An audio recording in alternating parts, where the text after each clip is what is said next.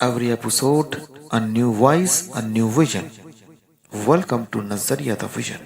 Welcome back to the new episode of Nazariya the vision. आज हमारे साथ अखिलेन साहब हैं, हमारे पुराने गेस्ट हैं।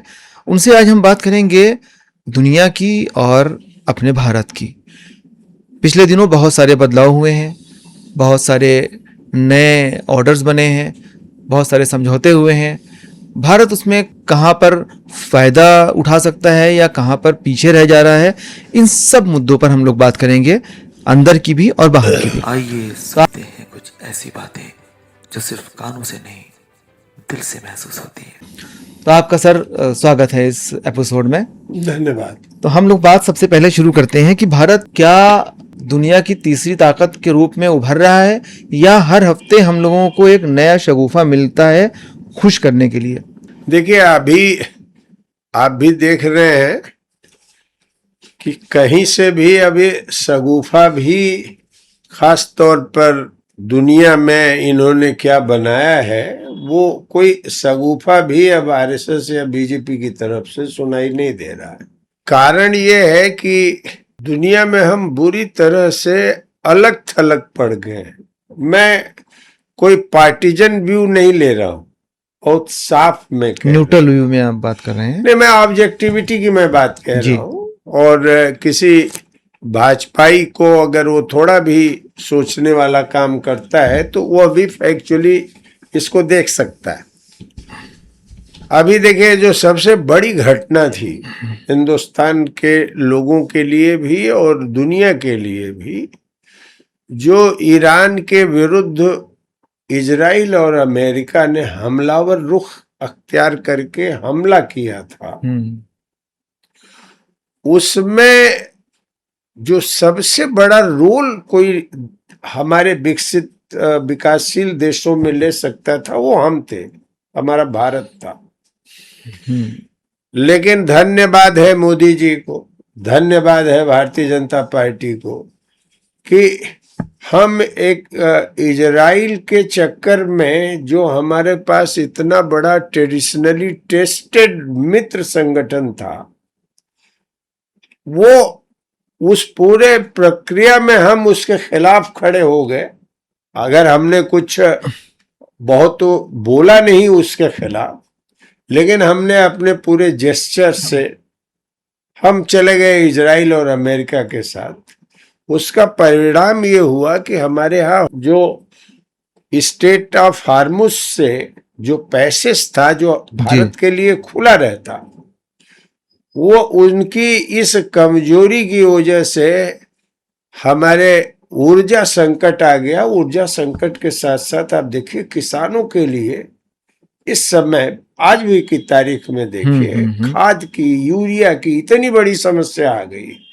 तो मैं सीधे तौर पर यह कह देना कि युद्ध की वजह से हुआ है जी, वह एक फैक्ट हो सकता है, एक पार्ट हो सकता है। लेकिन मूल प्रश्न ये था कि अगर हमारी फॉरेन डिप्लोमेसी और पॉलिसी जो टेस्टेड थी पहले, अगर बीजेपी गवर्नमेंट, मोदी गवर्नमेंट उसको परसू की होती, तो आज यह संकट, हम ऊर्जा का संकट हमारे नागरिकों के ऊपर और खेती बाड़ी के लिए खाद का संकट न पैदा होता। तो हम तो दुनिया में बहुत अलग थलग पड़ गए हैं और हमको तो बैठा के आप देखते हैं बेइज्जत किया जाता है।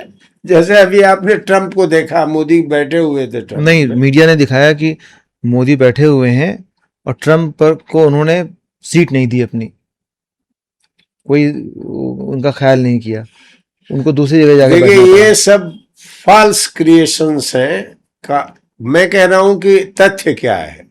मोदी और जो सबसे चर्चित बात थी ट्रंप की बैठक में, तो उसने कहा कि बड़ा मासूम चेहरा दिख रहा है, लेकिन कहा कि ये किलर है। डबल मीनिंग वर्ड बोला उसने। अब डबल मीनिंग और किलर भी बोला, मासूम चेहरा बोला, और फिर बोला कि पहले हमारे यहाँ व्यापार, कहा कि look at this face, he looks innocent लेकिन he is a killer, he is killer. तो बेसिकली उसका जो इसेंस था उससे इसको जोड़िए। जब वो कह रहा था कि अभी तक हम हिंदुस्तान से जो व्यापार करते थे हम घाटे में जाते थे, अब हमने जो व्यापार करना शुरू किया अब हम उसका बेनिफिट उठाएंगे, और बेनिफिट उठाएगा ही, क्योंकि उसके माल जो हमारे देश में बिकेंगे उस पर हमें कोई एक 0% टैरिफ लगाना है। हाँ, उसने बोला और हमारा जो माल उनके यहाँ जाएगा वो तो हमको 18% देना पड़ेगा। इवन बांग्लादेश से भी हम, बांग्लादेश को तो उसने बड़ी छूट दे रखी, तो उसका परिणाम होगा कि हमारी कपास की खेती बर्बाद होगी, हमारा जो वस्त्र उद्योग है वह बर्बाद होगा। तो मैंने एक तरह से कहिए यह राष्ट्रीय स्तर पर इतना हिंदुस्तान को नुकसान पहुंचाया है मोदी की गवर्नमेंट ने, उस पर मुझे नहीं लगता है कि कहीं से इनके पास राजनीतिक या नैतिक बल है जो अपनी पोजीशन को, अपनी फॉरेन पॉलिसी को, जो हमारे बुनियादी फॉरेन पॉलिसी थी उससे अलग किए है, उसका कोई जस्टिफिकेशन इनके पास। तो इससे लगता है आपको कि ट्रम्प को देखकर ऐसा लगता है कि वो सबसे बड़ा नेता है दुनिया का, या सबसे बड़ा शोमैन है दुनिया का? देखिए ये शोमैन होना, देखिए ट्रम्प की जहां तक बात है यह तो मानना ही पड़ेगा कि जो अमेरिकन एम्पायर है उसका वो राष्ट्रपति था जी। वह जोकर है, शोमैन है, ये सब सेकेंडरी बात है। वह जो अमेरिकन कारपोरेट का इंटरेस्ट है, मैं सिटीजन की बात नहीं कह रहा हूं, उसको बढ़ाने वाला वर्ल्ड का बड़ा भारी बिजनेसमैन है। तो आप देखिएगा वो हर तरह से पाकिस्तान में भी उसकी बड़े पैमाने पर पूंजी लगने के लिए जो फील्ड है वहां भी जा रहा है। भारतवर्ष से भी कंसेशन चाहता था, दुनिया में लोगों को बांह तोड़ के मरोड़ के वो चाहता था कि सब बहुत सारे हिस्से हम जो मिनरल पॉइंट ऑफ व्यू से रिच हैं, चाहे वो ग्रीनलैंड हो, जो भी हो, वो सबको अपने पोजीशन में ले ले। लेकिन सबसे बड़ी बात यह है कि इस समय ट्रंप का दुनिया भर में विरोध हो रहा है, और यह जो विरोध है वह खास तौर पर चीन का जो इमरजेंस वर्ल्ड पॉलिटिक्स में हुआ, और ईरान ने जिस तरह से इनकी पूरी जो वार स्ट्रेटेजी थी, अपने इंडिजिनस खुद के अपनी टेक्नोलॉजी से, अपने ड्रोन से जिस तरह से ईरान ने किया वो बेमिसाल है, और इनको झुका करके समझौता करना पड़ा। अब तो इजराइल को भी, नेतन्याहू को भी पीछे हटना पड़ा और मानना पड़ा कि हम लेबनान के साथ युद्ध नहीं करेंगे। तो यह बहुत बड़ी विक्ट्री है डेमोक्रेटिक फोर्सेस की, तीसरे दुनिया के देशों के जो रूलर्स हैं उनकी। तो मैं समझता हूं अविकसित देश का इसमें जो भी ईरान में हुआ है, जो विकासशील देश हैं, उसमें बहुत कुछ सीखने का है। और यह बात एक बार पहले लोग कहते थे कि imperialism is a paper tiger, तो लोग कहते थे भाई how can they B A paper tiger, माने वो कागज के पुतले ही क्यों, कागज के शेर ही क्यों है। लेकिन ये ईरान की घटना ने दिखा दिया कि अमेरिका सही मायने में कागज का एक टाइगर है, और इसको डिफीट दी जा सकती है। जो दुनिया का बाहुबली था, कभी किसी को उम्मीद नहीं थी कि ईरान किसी को इस तरह से कर देगा, जो कि चौतरफा घेरा हुआ है। लेकिन वह जनता जो ईरान की है वह काबिले तारीफ है, और मैं समझता हूं शांति स्थापित करने में युद्ध के खिलाफ ईरान की बड़ी भूमिका बनी है।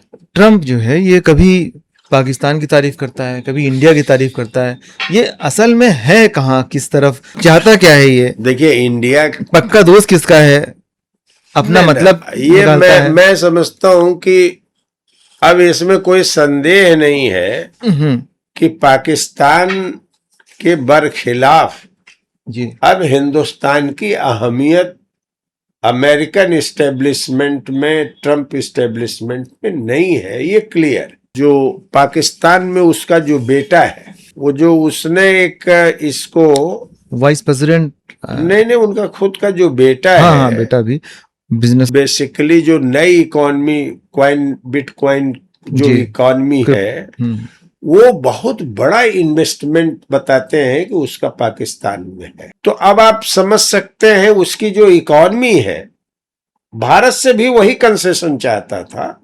इंडिया में वो कंसेशन, चूंकि हमारे फाउंडेशन मजबूत रहे और ये आजादी के बाद हमने अपने इंस्टीट्यूशंस को मजबूत किया, जिसको आज मोदी के लोग बर्बाद कर रहे हैं, उस कारण से ये हमारे यहाँ नहीं घुसा। तो रियली इस समय अगर कहा जाए ग्लोबल स्ट्रेटेजी में, तो पाकिस्तान की जो स्टेटस है उसके सामने अमेरिका के लिए इंडिया कहीं स्टैंड नहीं करता है। अच्छा, इंडिया की बात है तो इजराइल और ईरान जो वॉर हुआ, कोई ना कोई किसी ना किसी की तरफ है। तो इंडिया, आपने बताया कि जाहिरी तौर पर इजराइल की तरफ था और ईरान के खिलाफ था, या मतलब किसकी तरफ नजर आ रहा था? इंसानियत की तरफ नजर आ रहा था, अपना फायदा कुछ देख रहा था, या दोनों को साथ लेकर चलने की कोशिश थी? नहीं, ये जितना आप कह रहे हैं जी, आप व्याख्या करें तो और अच्छा होगा। मैं ये कह रहा हूं कि लेकिन नॉन अलाइनमेंट जो हमेशा नॉन अलाइंड रहा है इंडिया, अगर उस तरह से देखें तो इंडिया को किसी की तरफ एक तरफ ना रह के दोनों तरफ बैलेंस करना चाहिए। और थोड़ा बहुत नज़र भी आया ये कि दोनों तरफ बैलेंस हुआ कि उसने ईरान के खिलाफ कुछ बोला नहीं, ऑफिशियली कुछ नहीं बोला। मीडिया ने तो बहुत बोला है ईरान के खिलाफ शुरू में, लेकिन बाद में मीडिया भी न्यूट्रल हुआ और गवर्नमेंट तो हमेशा से न्यूट्रल ही रही। पता नहीं रहमान भाई, देखिए ये सब पुराने जमाने की बातें हैं। जब आप कह रहे हैं भारतवर्ष ने मोदी रिजीम में हम अमेरिकन इस्टेब्लिशमेंट के जूनियर पार्टनर के बतौर और उसका जो हेंचमैन नेतन्याहू का बहुत ही करीबी रिश्ता हमने देखा है। यहाँ तक कि यूएनओ में भी वार के विरुद्ध, अमेरिका के विरुद्ध जो रेजोल्यूशन आया, भारत का जो सरकार का प्रतिनिधि था उस रेजोल्यूशन के, वार के विरुद्ध रेजोल्यूशन प्रस्ताव के पक्ष में खड़ा होने की जगह वो बाहर निकल गया। तो अब आप समझते, देखिए पहली बात यह है कि अब तो कोई अंधा आदमी से भी पूछिएगा तो कहेगा कि अब तो ये अमेरिका के इर्द गिर्द ही चक्कर उठा रहे हैं। और लोग ये सवाल भी पूछते हैं कि इतनी बेइज्जती और बदनामी के बाद ये क्या मजबूरी है मोदी जी की कि मोदी महोदय कहीं से भी, जब से हमारा सिंदूर ऑपरेशन और जो इन्होंने किया, एक शब्द भी अमेरिकन इस्टेब्लिशमेंट और प्रेसिडेंट के खिलाफ नहीं बोलते। उसका सबसे बड़ा प्रमाण है, जबकि उसने तो खुल के बिल्कुल साफ साफ बोला। उसका सबसे बड़ा प्रमाण है कि अपने सामने बैठा के मुस्कुराते हुए, जैसे कोई बच्चे को डील कर रहा है कि ही बहुत अच्छा है ये, बट ही इज किलर। ये क्या है भाई? नहीं, वैसे उसने कहा ही is a tough guy in trading. ठीक है, वो ट्रेडिंग, उसने किलर का मतलब पॉजिटिव भी हो सकता है। नहीं, पॉजिटिव की बात देखिए, पहली बात है कहा तो उसने पॉजिटिव सेंस में दिखाने के लिए है जी। तो आप इस तरह की बोली भाषा आप देखिएगा, आप कोई अगर किसी क्षेत्र में कोई जरा बड़ा बदमाश है ना, और जिससे वो अभी सीधे तौर पर पंगा नहीं लेना चाहता, तो वो इसी तरह से कह रहे भाई ये तो अच्छा काम किया, बहुत मासूम है, लेकिन देखिए व्यापार वगैरह में बहुत ही करता है, और उसी टर्म में आपने एक किलर उसको घोषित कर दिया। Killer not in that sense, लेकिन एक सब मिला जुला के आप एक सॉवरिन कंट्री के प्राइम मिनिस्टर से बात कर रहे हैं। आपके बोलने का जो लैंग्वेज है, जो एटिकेट है, वो आपने एकदम खत्म कर दिया है। नहीं, उसके बाद अपने तरफ वाले का रिएक्शन भी बड़ा अजीब था। हाँ, मतलब ब्लैंक हो जाता, चलिए रिएक्शन वो उसी तरह से हंसना। अभी आप देखिए इन्होंने ऐसे कहा कि मैंने मजाक में, हाँ, वो जो इटली की महिला है जो वहाँ की प्राइम मिनिस्टर है, मेलोनी के बारे में हमने मजाक में किया था, लेकिन कितना जबरदस्त प्रोटेस्ट उसने किया जी, क्योंकि वो एक व्यक्ति नहीं है, बिल्कुल रिप्रेजेंटेटिव ऑफ नेशन है। वो एक नेशन की आइडेंटिटी के लिए। मोदी जी को मैं कह रहा हूं कि अपने कमरे में बिना आपको कैसे आप डील करते हो आपकी प्रॉब्लम है। लेकिन आप पब्लिकली नेशनल माने इंटरनेशनल लेवल पर जो आपकी बात एयर हो रही है, वहां आप कह रहे हो कि ही is killer, killer in the sense कि बड़ा टफ गाई है, ये है वो है, लेकिन ये आप किसी अपने मातहत को डील कर रहे हैं। और टफ के बारे में आप देखिए कि ट्रम्प ने खुद भी बोला कि पहले हम लोगों को बड़ा इम्बैलेंस था, India use to levy 200% tariff और हमने उनको 0 कर दिया है, और वो हमारा वही मैं कह रहा हूं। मैं कह रहा हूं कि देखिए, जो आदमी थोड़ा भी सोसाइटी की साइकोलॉजी को समझता है, वह मोदी के बारे में जो भी कहा हो, वह हमारे राष्ट्रीय पहचान के ऊपर हमला। आप पहले को उठा के देख लीजिए, जब पंडित नेहरू गए हैं अमेरिका में, या इंदिरा गांधी गई, राजीव गांधी गए, या राजीव गांधी गए, मनमोहन सिंह, ओबामा, तो मैं कह रहा हूं कि उस समय भी एक डिग्निफाइड बात होती थी। जी। या तो आप कुछ समझते नहीं, या आप जो दूसरा पक्ष बोल रहा है तो उसके सवाल पर आप चुप्पी साधे रहते हैं। तो यही तो सवाल, माने आप कुछ चीजें कह सकते थे कि अरे छोड़िए, हम जहां हैं, आप अपना देखिए। इस तरह के शब्दों का उपयोग मत कीजिए। I am not your child, कि आप हमको खिला रहे हैं कि बड़ा अच्छा है, बड़ा टफ गाई है, ही इज ए किलर। ये क्या है भाई?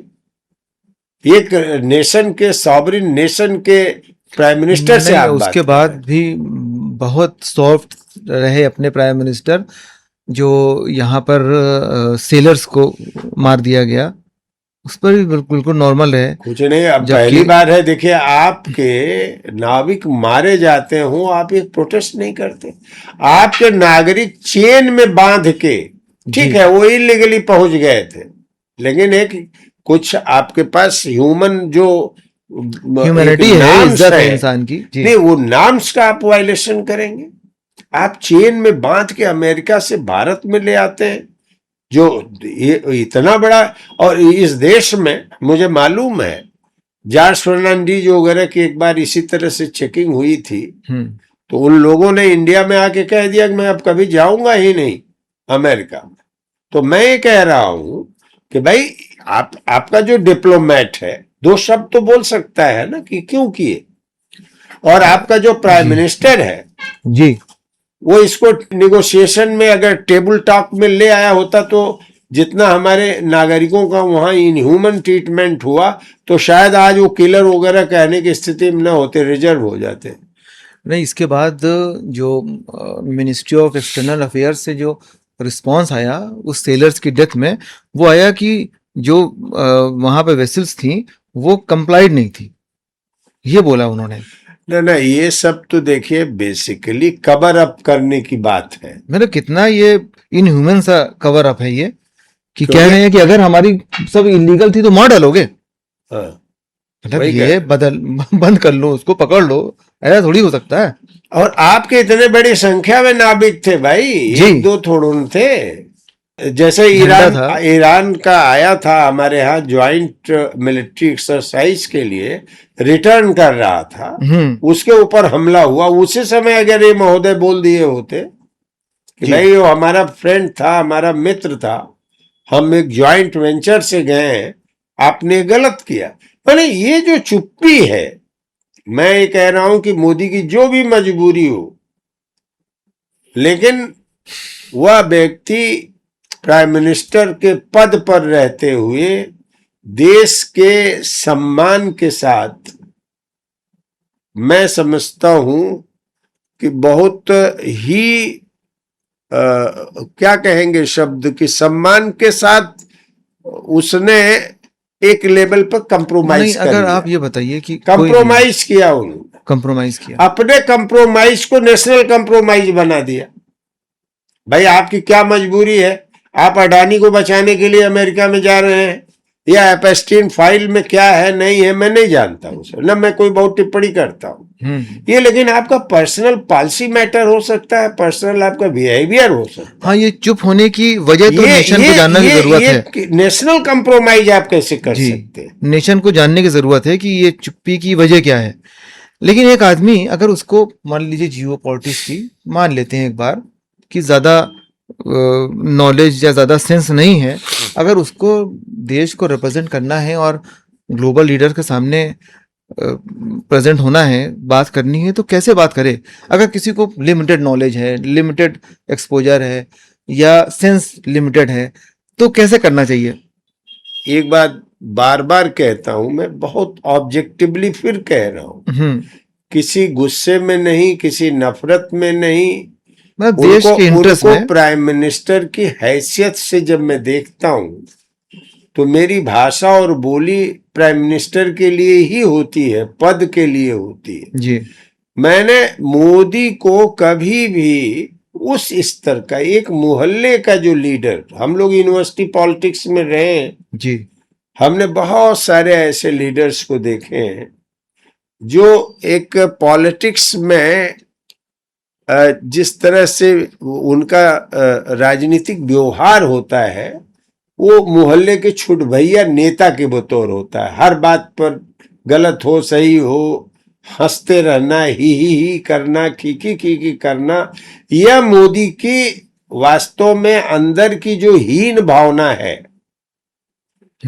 इसको ओवरकम करने में मोदी महोदय ऐसा बार बार करते हैं। मुझे जो लगता है कि करना क्या चाहिए, मतलब कैसे नहीं कोई करना करे? चाहिए भैया, मैं वो तो इसको चुप रहना चाहिए। मैं रहमान भाई नहीं, मैं बोल चुका हूं।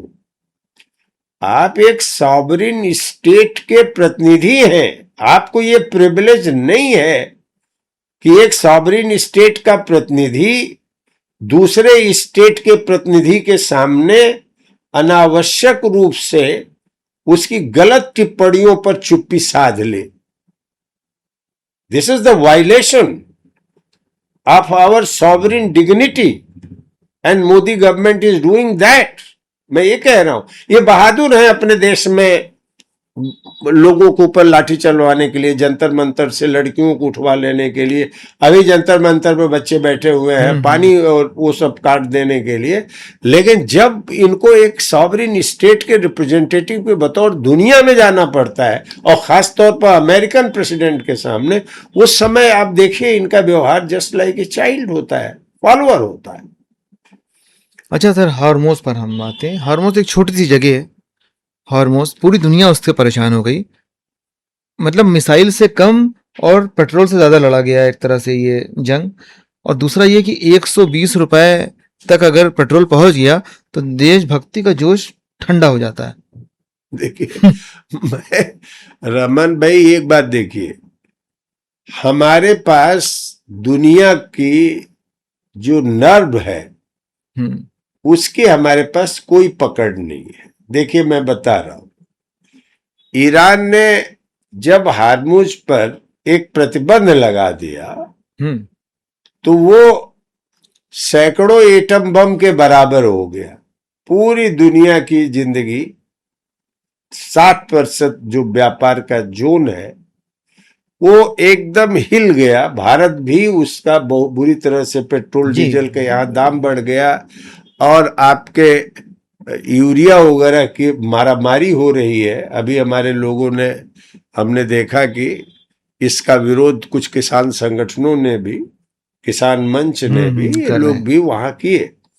तो मैं ये कह रहा हूं कि अभी की तारीख में हार्मुज उसके पास एक बड़ा स्ट्रेटेजिक पॉइंट है, जिसको पकड़ के और सेल्फ मेड ड्रोन के माध्यम से उसने इजराइल को और अमेरिका को घुटने पर ला दिया। ये एक हिस्ट्री का, मतलब इकोनॉमिक वॉर रहा एक तरह ये से। इकोनॉमिक भी था, मिलिट्री वार भी था।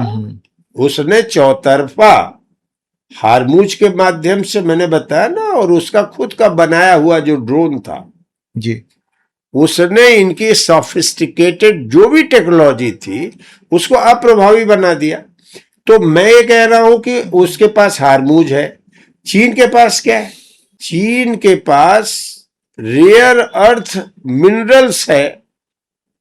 80% से ज्यादा वो प्रोसेसिंग करता है, 90% से ज्यादा कह, उसके माध्यम से अमेरिका को झुका दिया। मैं पूछता हूं कि हमारे पास अर्थ मिनरल्स हैं, रेयर अर्थ मिनरल्स हैं, लेकिन आज तक हमारी प्रोसेसिंग चीन क्यों करता है? या बाहर के देश क्यों प्रोसेसिंग करते हैं? है, रिफाइनरी तो है, अरे भाई, रिफाइनरी से अर्थ, देखो रिफाइनरी तो एक पेट्रोल की है, डीजल की पेट्रोल के, है। हमारी जो आज के दौर की जो सबसे बड़ी पूंजी है, वह तो पूंजी बेसिकली रेयर अर्थ मिनरल्स की है ना, उसी के चिप से सब कुछ चलता है। मैं पूछ रहा हूं कि आप कहते हैं कि नेहरू ने कुछ नहीं किया, इंदिरा गांधी ने कुछ नहीं किया और हमने सब किया, और 2014 से हम आजाद हुए। मैं पूछता हूं 10-12 साल में आप एक व्हाइट पेपर ले आइए और बताइए कि रेयर अर्थ मिनरल्स के लेवल पर आपने क्या काम किया। क्यों हमारी प्रोसेसिंग, जिस चीन को आप कहते हो हमारा प्रतिद्वंदी है, दुश्मन है, वही उसी के साथ आप क्यों प्रोसेसिंग कराते हो? पहली बात। तो हमारे पास क्या है, हम कैसे अमेरिका को झुका दें? अमेरिका हमारे ऊपर जो भी कोड़ा लहरा रहा है, हमने साइंस टेक्नोलॉजी में जो कुछ भी हमारी प्रगति थी, एजुकेशन में जो भी हमारी प्रगति थी, जो डेवलपमेंट थे, सबको हमने ब्लॉक कर दिया। आज हालत ये हो गई है इनकी कि परीक्षा कराने के लिए इनको एयरफोर्स की जरूरत पड़ रही है पेपर भेजने के लिए। कोई दुनिया की इतनी इररिस्पॉन्सिबल गवर्नमेंट आपने देखा है? नहीं। मैंने, आप एक परीक्षा नहीं करा सकते हो, आप लंबी लंबी भांजते हैं। भांजने में इनका कोई मुकाबला नहीं है, लेकिन इनकी रियल लाइफ में देखें कि कहीं खड़े नहीं होते। तो मैं ये कह रहा था, अंतिम बात जो थी, कि हमको जहां कंसंट्रेट करना था वहां से हम पीछे हट गए।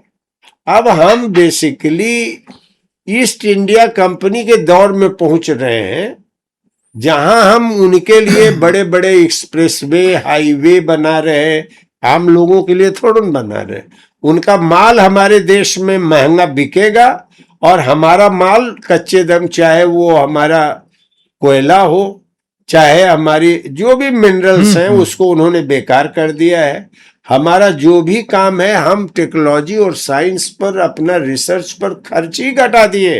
एजुकेशन मोस्ट नेग्लेक्टेड पार्ट हो गया, हेल्थ मोस्ट नेग्लेक्टेड पार्ट हो गया, और आपके पास संसाधन की भी कोई कमी नहीं। मैं बार बार कहता हूं, 52 लाख करोड़ जो आपका है, यह 100 लाख करोड़ से ज्यादा हो सकता है अगर आप में थोड़ा भी साहस हो कि जो कारपोरेट घराने हैं उनका कारपोरेट टैक्स को कम से कम मिडिल क्लास जितना टैक्स देता है उसके बराबर ला दो। मध्य वर्ग का जो टैक्स पेयर है वह इनसे ज्यादा पे करता है, उससे कम ये कारपोरेट टैक्स देते हैं। और वेल्थ टैक्स और इनहेरिटेंस टैक्स में मैं कहता हूं कि इसमें हम किसी, ये नहीं कह रहे हैं कि इनको हटा दो कारपोरेट को, मैं कह रहा हूं कि नेशनल एक कंट्रोल होना चाहिए कि नहीं, बाहर की पूंजी हमारे देश में आएगी तो कौन सी पूंजी है। यही ये सब बेईमान हमारे देश से पूंजी ले जाते हैं, वही साइफन करके ब्लैक मनी ले जाते हैं, वाया सिंगापुर, वाया मॉरिशस, ले आके हिंदुस्तान में कंपनी में लगा देते हैं और कोई पूछ भी नहीं सकता ये पैसा किसका है। तो कम से कम एक राज्य हमने बनाया था 47 में, जो सॉवरेन था, उसको पावर था कि अपने कैपिटल को रेगुलेट करे। मोदी के जमाने में उसको आपने मिट्टी में मिला दिया, इसीलिए रुपया डिवैल्यूएट होता जा रहा है। रुपया का तो इतना बड़ा डिवैल्यूएशन है। भाई, आपके यहां से पूंजी भाग क्यों रही है, आप बताओ ना। अच्छा, पूंजी जो भाग रही है, नहीं, हमारे बहुत सारे लोग हैं जो दुबई या ओमान में रहते हैं, पिछले 6-7-8 सालों में 1.5 गुना उनका रेट बढ़ गया। यानी कि 1.5 गुना, यहाँ 175 रुपए का था ओमान का रियाल, वो 250 रुपए का हो गया। तो वो जो उनके यहाँ पैसे थे वो तो वहीं रिपेट्रिएट करके ले जाएंगे ना, ले जाएंगे वो। मैं वही कह रहा हूँ भाई, रुपए का डिवैल्यूएशन क्यों हो रहा है? पहली बात तो ये है, डिमांड सप्लाई की बात है। नहीं, डिमांड सप्लाई के अलावा भी रमन भाई, डॉलर आपको चाहिए ना, तो डॉलर अगर बड़े पैमाने पर आपके देश से बाहर जा रहा है, विदेशी लोग ले जा रहे हैं, बात समझ में आ रही। हालांकि वहां भी मेरा ये कहना है, ब्राजील की तरह भारतवर्ष को साफ तौर पे ये कहना चाहिए कि आप अगर हमारे यहां इन्वेस्ट करते हैं तो 5 साल का पीरियड में आप कोई भी आपको ब्लॉक कर दिया जाएगा। जी, जी। जैसे बैंक्स वगैरह में होता हाँ, है हाँ, बिल्कुल कि आप करिए, नहीं तो हम आपको नहीं पेनलाइज करेंगे नहीं तो मैं ये कह रहा हूं कि यह भारत सरकार को भी करना चाहिए था। दूसरी बात, चलो भाई वो लेके चले गए, आपके अडानी भाई के जो बिरादरी के लोग हैं वो पूंजी लेके क्यों भाग रहे हैं? भाई आप कह रहे हो कि नेशनल जो कैपिटल बनना चाहिए, फॉरेन एक्सचेंज में वो अगर इन्वेस्टमेंट रखते हैं तो उसकी वैल्यू बढ़ती है, और रुपए में करते हैं तो उसकी वैल्यू घटती है। मैं ये कह रहा हूं कि जब पैसा आपके पास से निकल जाएगा, डॉलर आपका कम हो जाएगा, तो भी ऐसे ही करने के लिए आप डॉलर से डिप्रिसिएशन करेंगे ना। मोदी तो खुद भाषण में बोले, 2013 या 14 में मोदी जब प्राइम मिनिस्टर नहीं थे तो उन्होंने कहा मेरी साख रुपया, को रुपया नहीं है, वो पार्लियामेंट में भी बोले। तो ये सब बेशर्म किस्म के लोग हैं ना, जो कुछ कहे हैं उसको कभी कह देंगे ये हमारा जुमला है कि हम 15 लाख देंगे एक आदमी को। तो ये भाई जुमला आपको जो भी चलाना अपनी पार्टी में चलाइए, लेकिन देश के साथ क्यों मजाक कर रहे हो? अच्छा, जुमला कितने % लोग समझे थे? मतलब नहीं, हम कह रहे हैं आपका जुमला ही है। हाँ। लेकिन आपको राइट कौन देता है चीट करने के लिए सिटीजन को? भाई ये तो चीट है। ये एक prime minister, becoming prime minister कहे हम 15 लाख देंगे और आप कह दो जुमला है, तो ऐसे लोगों को आप क्या कहोगे? चीटर। हम रहमान भाई के यहाँ कहे कि रहमान भाई मैं ये करना चाहता हूँ, आप कहे जाइए अखिलेश जी, मैं जो करिएगा मैं इतना तो आपको मिल ही जाएगा, कम से इतना तो आपको मिल ही जाएगा। हाँ। और खुद कहा है ये इसी भाषा में बोला, 15-20 लाख तो आपको मिल ही जाएगा। वैसे ही मिल जाए। अब आप उम्मीद करेंगे 15-20 नहीं तो कम से कम 5 तो मिल जाए, और जितने 10 तो मिल जाए। जितने ठग बेईमान बाबा हो गए, वो बेवजह त्रिशूल भाजते हुए इन सबों की पूजा करते रहे। एक तो बाबा रामदेव, जी रामदेव को देखिए, इतना बड़ा, मैंने कभी कोई समझ ही नहीं पाता।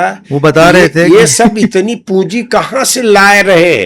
अब मैं आपको साफ तौर बता रहा हूं, ये नेताओं की पूंजी है इन सबों के यहाँ लगी हुई।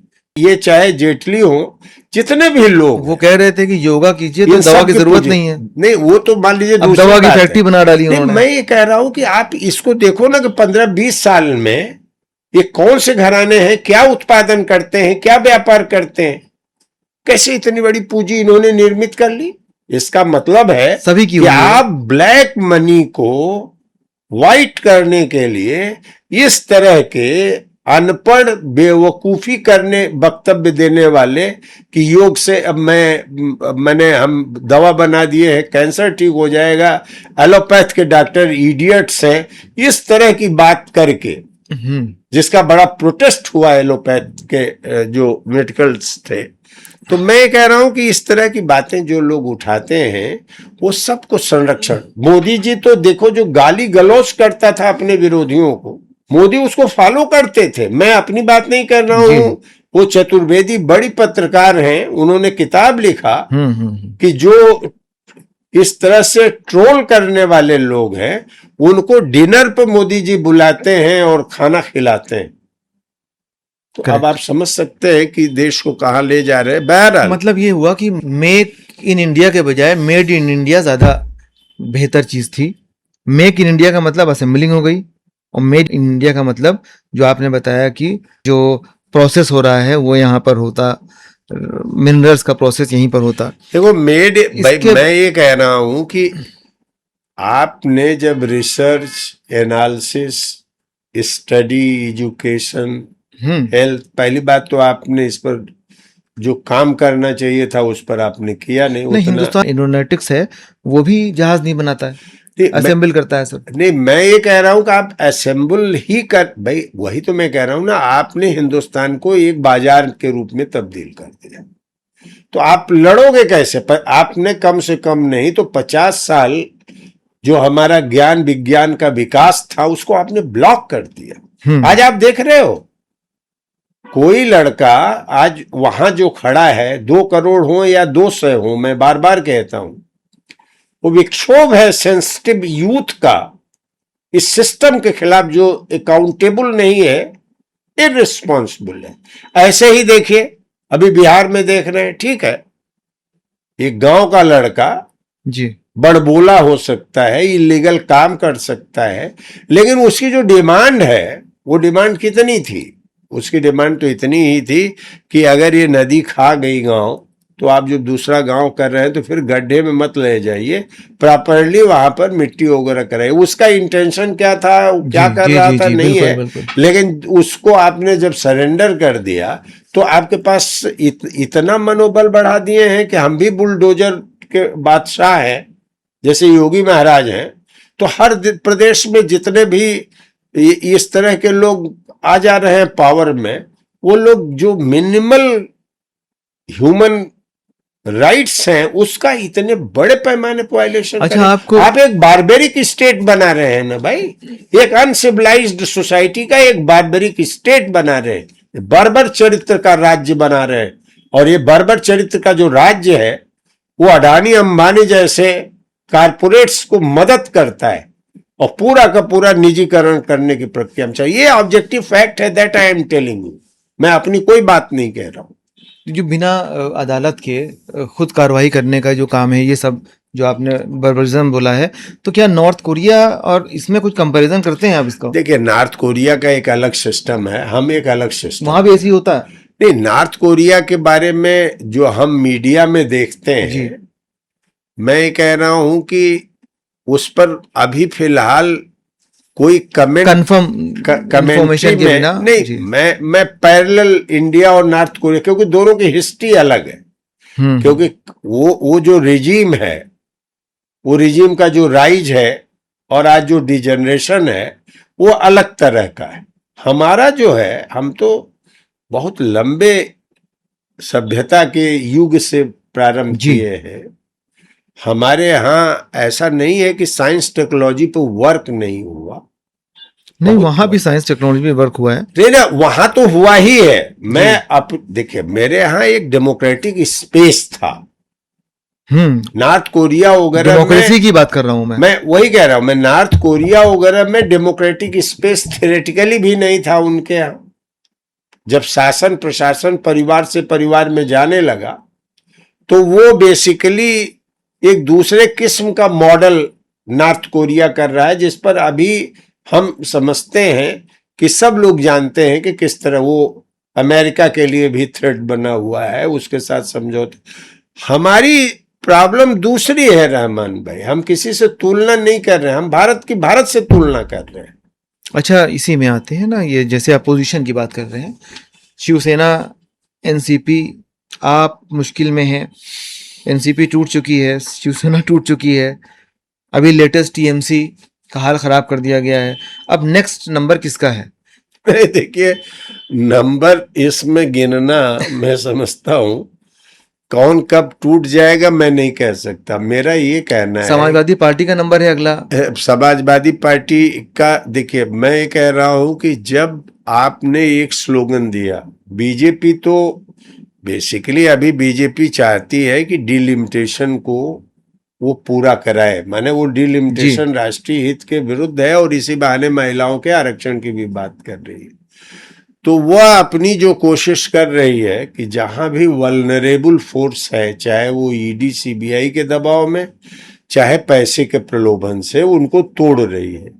तो पहली बात यह है कि ये जितने रीजनल फॉर्मेशंस हैं, इन्होंने बेसिकली इनका पार्टी बिल्डिंग के पीछे कोई कॉन्क्रीट आइडियोलॉजिकल फ्रेमवर्क नहीं था, एक्सेप्ट, सुन लीजिए, except to capture the power. मैं आपको बता, आम आदमी पार्टी का कौन हो, तो डी आइडियोलॉजी का सबसे बड़ा प्रमाण था। आम आदमी पार्टी क्या थी?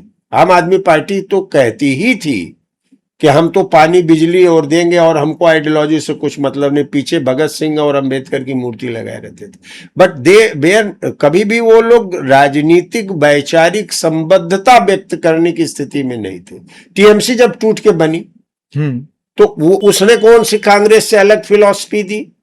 भाई, आपने पावर के लिए दुनिया भर का इक्वेशन किया, लेफ्ट को ऊपर आपको मौका मिल गया। शिवसेना तो किसी से टूट के नहीं बनी थी।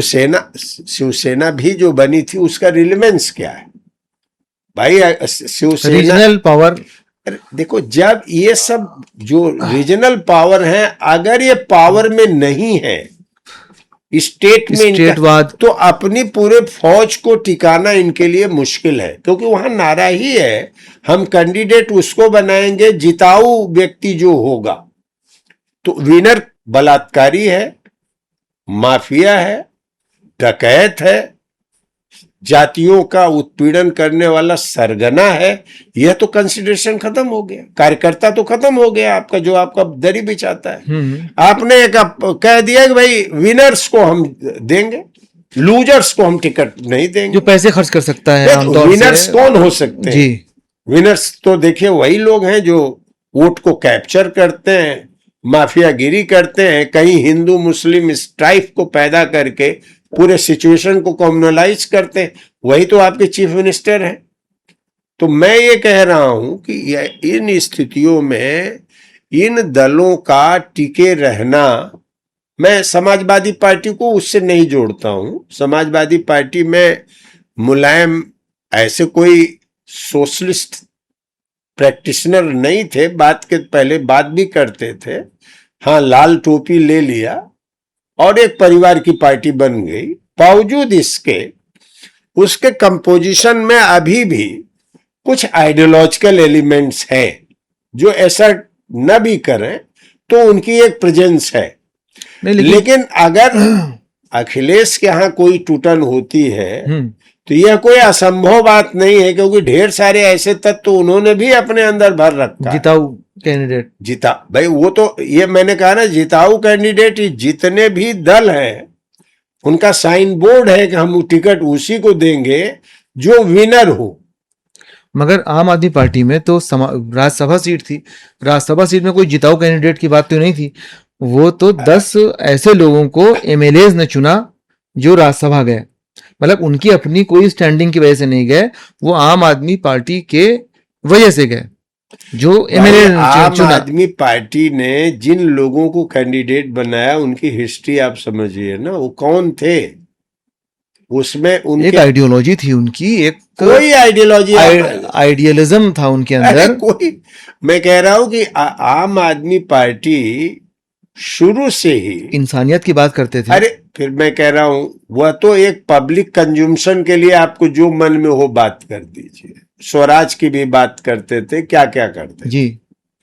सवाल ये है कि ये पार्टी ही जो इमर्ज की वो आइडियोलॉजी के निषेध पर इमर्ज की, और इसने कहा कि मेरी ideology welfare of the people है। हम बढ़िया एजुकेशन देंगे, हम अच्छा। तो इसमें क्या बुराई है? मैं यही काम ही है उसका मेन। मैं ये कह रहा हूं कि welfare of the state, welfare of the people, माने जनता का कल्याण हो। इसके पीछे की कोई भी फिलॉसफी होगी जो जनता को आगे रखेगी, वह कौन सी फिलॉसफी थी, कौन सी आइडियोलॉजी थी जिसको वो अरविंद केजरीवाल फॉलो कर रहे थे। इसी पर तो लड़ाई हुई उनके यहाँ।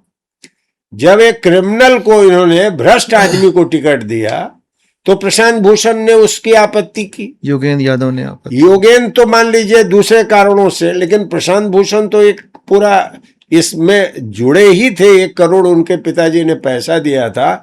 जैसे आप सोचते हैं वैसे वो लोग भी सोचे कि एक आज के युग की एक अच्छी पार्टी है जो जनता के बारे में, दुनिया भर के विचारधारा के पचड़े में कि समाजवाद है, पूंजीवाद है, इसमें नहीं पड़ते हैं। ये जो शॉर्टकट लोगों ने देखा, रिजल्ट भी देखा उसका। नहीं, रिजल्ट जो भी हो, रिजल्ट तो कभी खराब भी हो सकता, लेकिन ये जो शॉर्टकट देखा, मैं शॉर्टकट इन द सेंस कह रहा हूं कि दुनिया भर के अन्य झगड़ों में हम नहीं है, हमारे लिए है कि जनता का कल्याण हो। ये उन्होंने ये मान लिया। ये एक तरह का प्रैग्मेटिज्म था, ये एक तरह का प्रैग्मेटिक पॉलिटिक्स थी। और आप समझ लीजिए, प्रैग्मेटिज्म एक ऐसी फिलॉसफी है जो खाली लाभ नुकसान के दृष्टि से, thing should be judged by its fruits not by its roots. ये अमेरिकन स्लोगन है प्रैग्मेटिज्म का। सर ये तो पैराडॉक्स हो गया ना कि एक बार कि जो भी आइडियोलॉजीज हैं वो ह्यूमन वेलफेयर के लिए, वो वेलफेयर के लिए काम कर रहे हैं। उसके बाद जब लोगों को एक कर देंगे वेलफेयर के नाम पर, तो फिर ये उसकी जरूरत ही क्या रह जाएगी? मैं वही कह जो रहा हूँ, टूट फूट की राजनीति है या मैं ये कह रहा हूँ, आइडियोलॉजी है। वेलफेयर की परिभाषा आपकी क्या है? जैसे मैं वेलफेयर की परिभाषा यही सब है जो अरे मैं वही तो कह रहा हूँ, मैं बेसिक। ये कह रहा हूँ, वेलफेयर की परिभाषा ये है कि जो भी इंस्ट्रूमेंट हमको स्टेट का मिला है, जी उससे हम बढ़िया शिक्षा देंगे, बढ़िया स्वास्थ्य देंगे, बढ़िया सड़क देंगे, बढ़िया पानी देंगे। जी। बेसिक बात आप छिपा गए। बेसिक कौन बात सी क्या है? बेसिक बात? वही मैं बता जी कि आपके पास जो स्टेट है, जो राज्य है, जिसके आप लीडर हैं, एक आपने राज्य को धारण किया, एक सॉवरेन स्टेट के आप गवर्नमेंट हैं, जी। माने रीजनल लेवल पर ही हाँ, आप उसके definitely। एक गवर्नमेंट है। तो आपकी आइडियोलॉजी जनता को अगर वेलफेयर की है, तो पहली बात है कि उस स्टेट को डेमोक्रेटाइज करना पड़ेगा, क्योंकि वो एंटी पीपुल है, वो ब्यूरोक्रेटिक है। आपको अपना जो एटीट्यूड है, आपको अपने संगठन को डेमोक्रेटाइज करना पड़ेगा। वन मैन रूल नहीं चलेगा। ये सब डिबार करता है वेलफेयर का काम करने के लिए। ये आपने बताया। आपको एक अपना क्रिटिसिज्म को वियर करना है। दूसरी बात जी, आपको रिसोर्स बिल्डिंग के लिए कारपोरेट से टकराना पड़ेगा, जो पूरी स्टेट मशीनरी पर कंट्रोल किया है। देखिए, अगर कोई कहता है कि मैं वेलफेयर करूंगा, मेरा पहला सवाल उससे है, जो मैं अभी कॉकरोच वालों से भी कह रहा हूं, तुम्हारे पास रिसोर्स कहां से आएंगे? ठीक है, तुम सबको शिक्षा दो, स्वास्थ्य दो, जो भी देना हो दो, लेकिन तुम रिसोर्स कहां से बिल्डअप करोगे? रिसोर्स बिल्डअप करने के लिए जनता को और टैक्स लो, प्रत्यक्ष अप्रत्यक्ष कर बढ़ा दो। तो आपने एक हाथ से वेलफेयर की बात की, दूसरी हाथ से उसकी आर्थिक नहीं, करप्शन अगर कम कर देंगे तो भी करप्शन भी आ जाएंगे। मैं वही कह रहा हूं, करप्शन का भी कम करने का मतलब है, सबसे बड़ा करप्ट इंस्टीट्यूशन कौन है? सारे इंस्टीट्यूशन है। अरे मैं कह रहा हूं, यही लोग ध्यान नहीं दे रहे रहमान भाई, इसको आप लोग ध्यान जी। सबसे बड़ा करप्ट इंस्टीट्यूशन भारतवर्ष का ब्यूरोक्रेट है। सबसे बड़ा ब्यूरोक्रेट के साथ साथ कारपोरेट है। जैसे मैं बताऊं आपको कैसे। आपने सरकार से साठगांठ करके गुजरात में मिट्टी के दाम पर हजारों एकड़ कच्छ में जमीन ले ली। जी। आपने 1000 बीघे जमीन बिहार में आपने मिट्टी के दाम पर ले लिया। अभी एमपी में लेटेस्ट हुआ है, और अभी ले रहे हैं। सुनिए, करप्शन का देखिए मतलब क्या, यही मैं अन्ना हजारे वगैरह कहता है, कितना ये कितना गलत बात है। एक लेखपाल और एक कितनी चोरी करेगा वो? जहां चोरी का सबसे बड़ा स्रोत है, वहां आपने अगर इस सवाल को उठाया है, तो आप देख लीजिए कि मैं ये कहता हूं कि आपने 1000 एकड़ आपने जमीन हमको दे दी, हमारे पास एसेट आपने क्रिएट कर दिया। मैं गया, मैंने एसबीआई में, मैं गया यूनियन बैंक में, किसी बैंक में मैं गया कि देखिए ये मेरा है, मुझे लोन चाहिए, प्रोजेक्ट चाहिए। ठीक है, आपने बड़ा प्रोजेक्ट के लिए लोन ले लिया जी। अब उस लोन को आपने शेयर मार्केट में फर्जी कंपनियां बना दी। अडानी का पूरा खेल क्या है? फर्जी कंपनियों ने आपने शेयर को बहुत बढ़ा दिया, मध्य वर्ग भी उसमें पूंजी लगा दिया। उसको लगा कि एक दिन वो कोलैप्स कर गया। एक दिन जब वो कोलैप्स कर गया, तो आपका एलआईसी भी कोलैप्स कर गया, आपकी बैंक भी कोलैप्स कर गई। माने जिसके शेयर थे सभी नहीं, मैं कह रहा हूं कि एलआईसी का भी नुकसान हुआ, आपके स्टेट बैंक का भी नुकसान हुआ, और वो उससे उन्होंने मुनाफा कमा लिया। जी, उन्होंने मुनाफा कमा लिया। मैं कह रहा हूं, क्या ये कोई उत्पादन से इतनी बड़ी पूंजी निर्मित हुई है? किसी इंडस्ट्री से पैदा हुई है? ये इंडस्ट्री से पैदा होती, कृषि से हुई होती। यह तो बेसिकली स्टेट के मैनिपुलेशन से, जो हमारे संपत्ति जनता की थी बैंकों में, इससे उससे, वह लेकर के आपने कर दिया।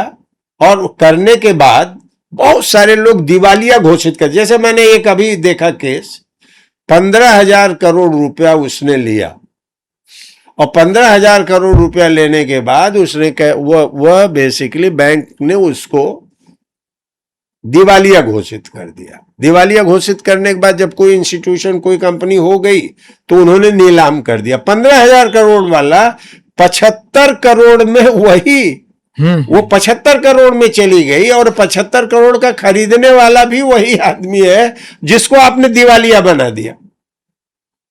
तो इससे बड़ा कोई भ्रष्टाचार है? आप एक लेखपाल, चूंकि वो आपके सामने करता है जी, एक आंगनबाड़ी की महिला कुछ राशन भेज देती है, वो कोई कैपिटल नहीं जनरेट कर रही है। जो लोग कैपिटल के थ्रू एक्सप्लॉयटेशन कर रहे हैं, हेल्दी कैपिटलिज्म का नॉर्म्स नहीं फॉलो कर रहे हैं, कंपटीशन में नहीं आ रहे, सबके जेब से पैसे निकाल रहे हैं, वो बेसिकली वो बड़े करप्ट इंस्टीट्यूशंस और व्यक्ति हैं, संस्था हैं, उनको अगर आप नहीं घेरते हो तो रिसोर्स बिल्डिंग का काम आप नहीं कर सकते हो, और वेलफेयर भी आपका नहीं चलेगा। ये एक पॉपुलिज्म हो सकता है वेलफेयरिज्म में। देखिए, अरविंद केजरीवाल के बारे में था बहुत अच्छी एजुकेशन, ठीक है, लेकिन जितनी बिल्डिंग्स थी, किनकी बिल्डिंग्स थी? इनकी बनाई हुई थी। मोहल्ला क्लिनिक्स जो इनकी बनाई हुई थी, इन्होंने रेनोवेट किया उसको और ऑपरेट किया, लेकिन मैं कह रहा हूं ऑपरेटिव बनाया उसको। अरे ऑपरेटिव बनाया तो किसकी? मैं कह रहा हूं कि आपका जो पूरा बजट है सर, पब्लिक को तो फायदा मिलना शुरू हो रहा है ना उससे। पब्लिक को देखो फायदा जो भी लोगों को, मैं कह रहा हूं कि गरीब लोगों को जो भी है, तो कोलैप्स आप क्यों किए? कोलैप्स इसीलिए किए कि आप बेसिकली रिसोर्स बिल्डिंग में, जैसे आप देखो ना, आपको उस समय पता चल गया। देखिए उनकी पूरे डेवलपमेंट की क्राइसिस देखिए। जब कोविड आया तो अरविंद केजरीवाल कहते थे ना कि हमारे पास इतना है, मैं इतने लोगों को खाना खिला दूं। और जब पूरा निकलना शुरू कर दिया कोविड के दौर में, लोगों ने जमुना के किनारे आके सोना भूखों कर लिए, लोग लौटना शुरू किए, तो किसकी गवर्नमेंट थी? अरविंद केजरीवाल की ही थी। तो मैं ये कह रहा हूं कि पहली बात तो ये है कि जो कहे हम वेलफेयर करेंगे, छोटा मोटा वेलफेयर वो कर भी सकता है, लेकिन जो नीड है हमारी, जहां हमारी जरूरत है, उसके लिए जो सबसे बड़ा करप्ट गिरोह है, उसको जब तक आप कमान में नहीं किया था, उसको ही बंद किया था। बहुत सारे सड़कें और बहुत सारे फ्लाईओवर्स उन्होंने जो बजटेड कॉस्ट थी उसके 60% में पूरा करवाया था। इसका मतलब करप्शन को कर्टेल किया था उन्होंने। देखिए, ऑब्जेक्टिव एक फैक्ट ये है कि हम लोग उस पर बहुत ज्यादा बात न करें, और जैसे ऑब्जेक्टिव फैक्ट ये है कि जितना वहां पर कांग्रेस के मुख्यमंत्री ने फ्लाईओवर्स और डेवलपमेंट किए, शीला दीक्षित ने जो काम किया, आज अगर दिल्ली के किसी भी सिटीजन से आप पूछिए, उसके कंपैरिजन में कहीं खड़े नहीं होते। इसलिए मैं कह रहा हूं ये लंबा डिस्कशन का सवाल है, आंकड़ों के साथ हम बैठेंगे, आपको बताएंगे। मेरा एक ही पॉइंट है कि कोई भी जन कल्याण लोकहित की बात करता हो तो संसाधन के बारे में भी जनता को जागरूक करे। अगर वो संसाधन के बारे में नहीं करता तो मैं समझता हूं कि छोटा मोटा कोई इस तरह से काम कर ले, लेकिन जो जरूरतें हैं उसको नहीं पूरा कर सकता। अभी मेरा तो एक ही सवाल है ना कि कारपोरेट से आप भागते क्यों?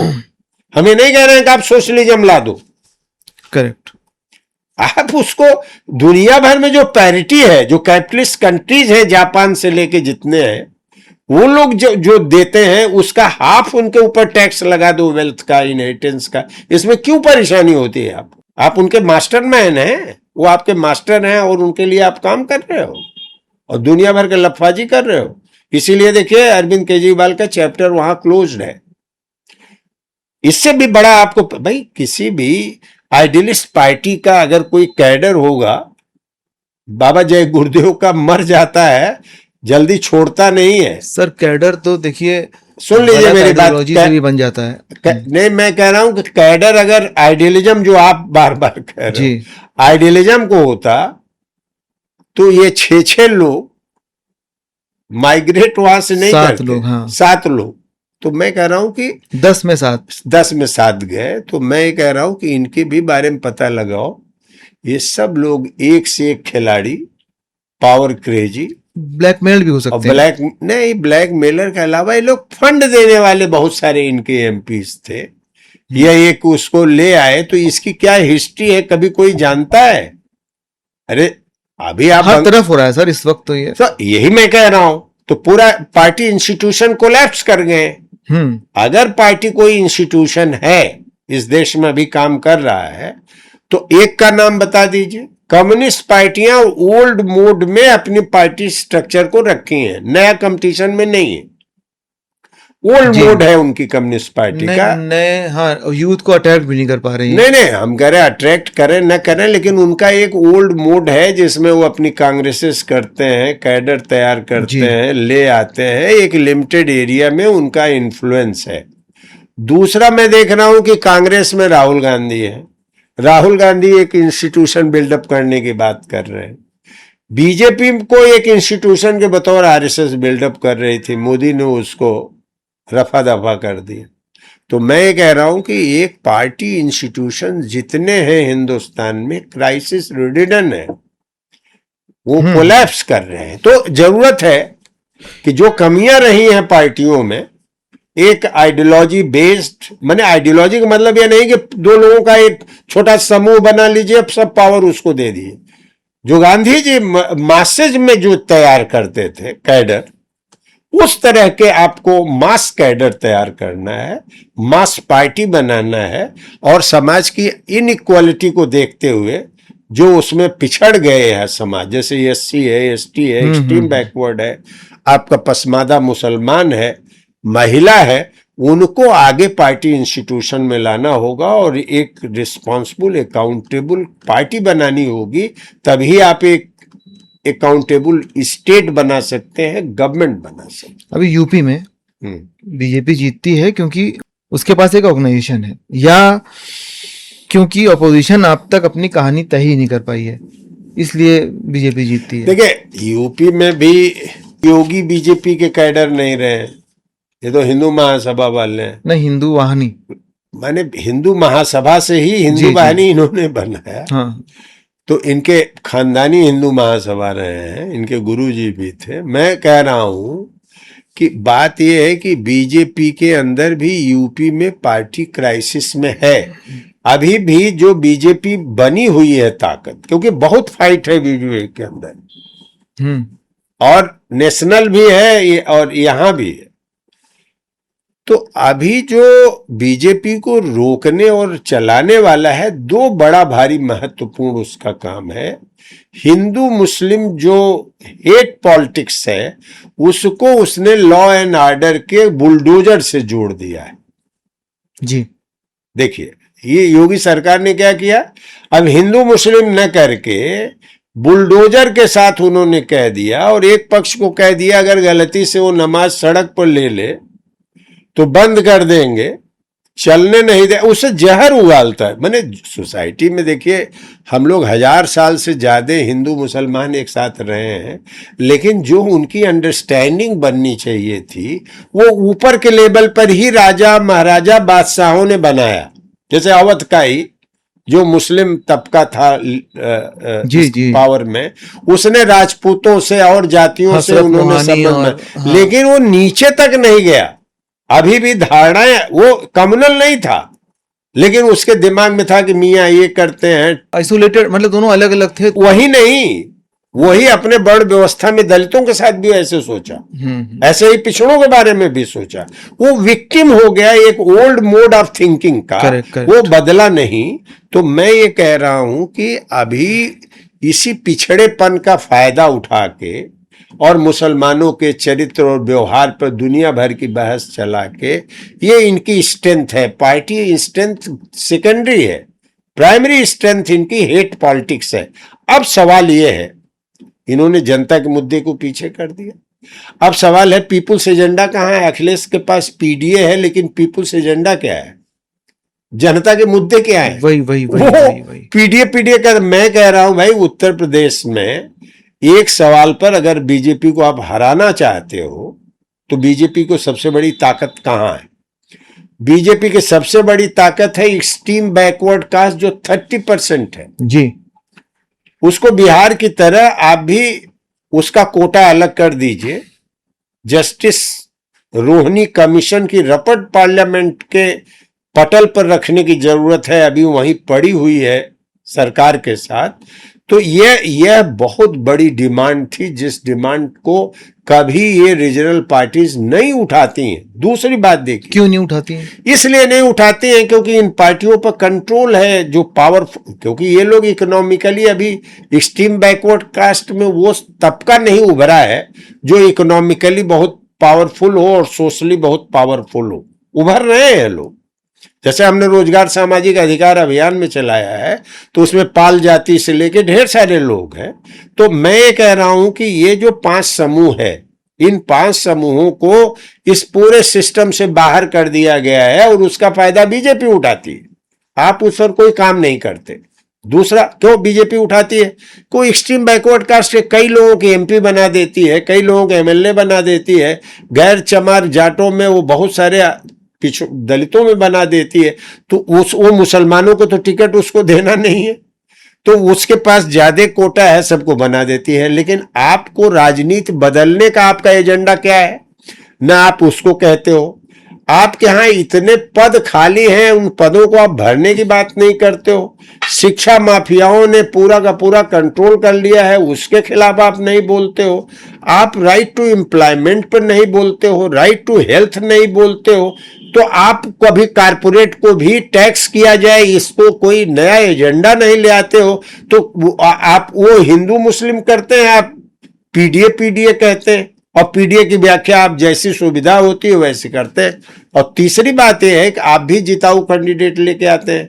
तो जो जिताऊ कैंडिडेट तो पावर के साथ पहले जाता है, जो छट जाते हैं वो आपके यहाँ आते हैं, मौका मिलेगा वो आपसे चले जाएंगे। तो मैं कह रहा हूं बीजेपी है, उसके पास संगठन है, लोग हैं, कैडर है, आरएसएस है, लेकिन यहां जो अपोजिशन का वैक्यूम है, बीजेपी उसकी वजह से आगे बढ़ी है। और अपोजिशन के पास संख्या बल की कमी नहीं है। अपोजिशन के पास आम लोगों के आज के दौर के करंट एजेंडा नहीं है। रोजगार, शिक्षा, स्वास्थ्य, पिछड़ों को और भूमिहीन जो गरीब है, बसने भर की जमीन का सवाल, यह एक बहुत प्रमुख सवाल है। उस पर आपके पास कुछ से है न कहना है। अपोजिशन के भी जो इश्यूज हैं वो डिराइवन बाई रूलिंग पार्टी है एक तरह से। नहीं, वो तो रूलिंग पार्टी है ही, उस पर कोई कंफ्यूजन नहीं है। लेकिन ये रूलिंग पार्टी, जिस पार्टी के साथ इनको, मैंने अगर पीपुल्स एजेंडा ले आए तो इनका इलेक्टोरल बेनिफिट होगा। अदरवाइज जोड़ तोड़ करके, जैसे मान लो कभी पिछले एमपी इलेक्शन में कॉन्स्टिट्यूशन के लिए खतरा हो गया था। इलेक्शन तो वही होता ही है। तो नहीं, कॉन्स्टिट्यूशन के लिए खतरा हो गया था तो दलितों ने बीजेपी को वोट नहीं किया, वो अपोजिशन को दे दिया जी।